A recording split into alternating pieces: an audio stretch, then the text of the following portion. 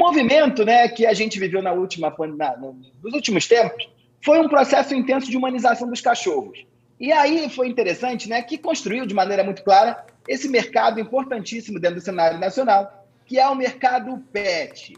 É interessante a gente notar que essa humanização faz com que boa parte das modinhas e dos treinamentos e dos tratamentos que são aplicados a nós humanos agora começam a bombar também entre os pets.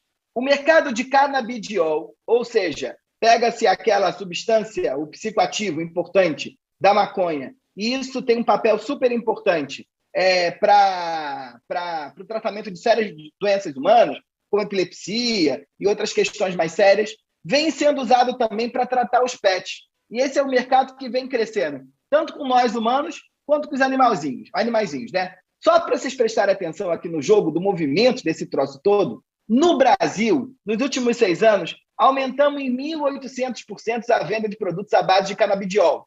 E esse mercado agora já começa a invadir o mundo pet. Já tem ração com canabidiol, creme e óleos com canabidiol, e esse negócio é usado muito para pet para controlar 2 coisas. As crises de ansiedade, porque os pets agora também têm saúde mental, eles sofrem, ficam estressados, têm crise de ansiedade, e eles muitas das vezes começam a lamber muito a pele, abrem machucados, isso precisa ser tratado, e também para a redução da fome, né? O problema da obesidade não ataca só humanos, mas ataca também os animais, e esses tipos de produtos com esse psicoativo, que é o CDB e também o THC, vem agora fazendo sucesso junto ao esse universo dos pets. Falando sério, eu não sabia disso daí. Para mim isso é uma total novidade. O olhinho Da de onda. canabidiol tá na onda? O Levi já tomou isso, não? Não, tá na onda, mas da onda. Esse é que é o ponto importante. Tá na onda e da onda. Gente, mas Isso. Michel, isso tá crescendo no Brasil, inclusive. E isso é autorizado, será? Pelo Conselho Veterinário? Não sei, é? Deve ser, É, né? isso é uma onda que vem vindo dos Estados Unidos, né? Como lá as políticas de liberação em torno do consumo e da venda de produtos à base de CDB são já bastante mais avançadas que aqui no Brasil, não precisam passar por tantas regulamentações e testes como aqui a gente tem, né? Você tem que pedir uma permissão da Anvisa para poder consumir. Eu entendo que no mercado brasileiro se dá um movimento nascente, mas certamente com a autorização do veterinário e da Anvisa, esse tipo de produto deve estar sendo usado para animais, porque para dar conta da saúde desses bichos, né? Como é para dar conta da nossa saúde. Então, vai pegar, hein? Agora vai ter próximo Natal vai ser panetone que dá onda, né? Nossa, que maluquice. Vai ser verde, e vai ser verde. Vai ser verde. Ô, Michel, outra questão também, eu acho que outra onda de consumo é a celebração do fim, né? 2021 teve um aumento gigante no número de separações, de divórcio, de mudança de emprego. E isso começou a ser celebrado? Isso já foi identificado em pesquisas aí sobre consumo também, Michel?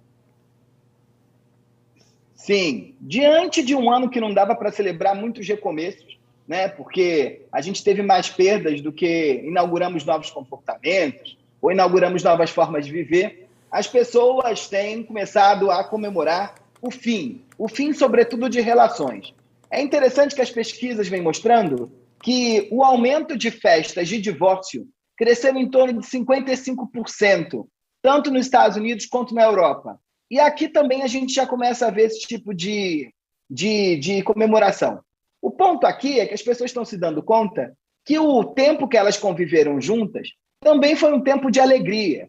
E isso faz com que elas repensem a maneira como elas querem terminar essas relações. Um outro negócio que tem bombado também, e aí dobrou a venda, é a venda de bolos de término de namoro. Sabe, agora todo o pessoal enfia o bolo, né? Você tem bolo do chá de bebê, bolo do chá de panela, bolo do aniversário de 1 mês, 2 meses, 3 meses, 4 meses, 5 meses. E agora você também faz um bolo para os amigos, quase como se fosse um petit comité, para marcar esse fim do relacionamento. É interessante, Fabíola, porque nesse mundo pandêmico, a principal marca que ele deixa na nossa vida é que o tempo ficou como um fluxo.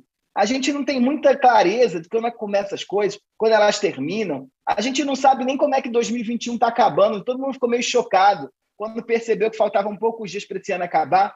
Então, momentos como esse, de celebração, inclusive do fim, elas ajudam a gente a perceber que uma nova etapa está começando. São quase rituais de passagem do tempo. Elas nos ajudam a enfrentar o término de uma relação, o término de um momento, mas a inauguração de um novo movimento, a inauguração de uma nova fase. E isso facilita tanto você entender o processo, mas o teu círculo mais próximo de relação. Quem aqui já terminou uma relação sabe do inferno que é você ter que ficar repetindo infinitamente que o casamento acabou, que você não mora mais com fulano. Você vai no mercado, fulano pergunta cadê o marido, cadê a mulher, cadê sei lá mais quem. E quando você faz uma comemoração como essa, você comunica para você e para todos que acabou e assunto encerrado. É muito maluco isso, né? Tipo, a festa do final do casamento. Gente, eu nunca pensei. A festa do divórcio está acontecendo, né? Nossa, muito maluco. Tá. Ô, Michel, só para a gente terminar, eu estava também ontem, é muito curioso que na pandemia a gente começou a se aproximar e se apropriar mais dos bairros que a gente vive, né? A história do consumo local. Eu acho que essa foi uma grande tendência de 2021, isso eu acho que veio para ficar, né, Michel?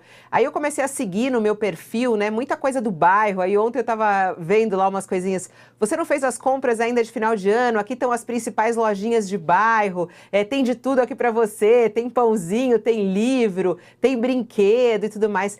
E as coisas feitas também com esse afeto que você falou que é a grande tendência, é aquela amiga que começou a fazer uma vela especial, a outra que iniciou a sua padaria caseira.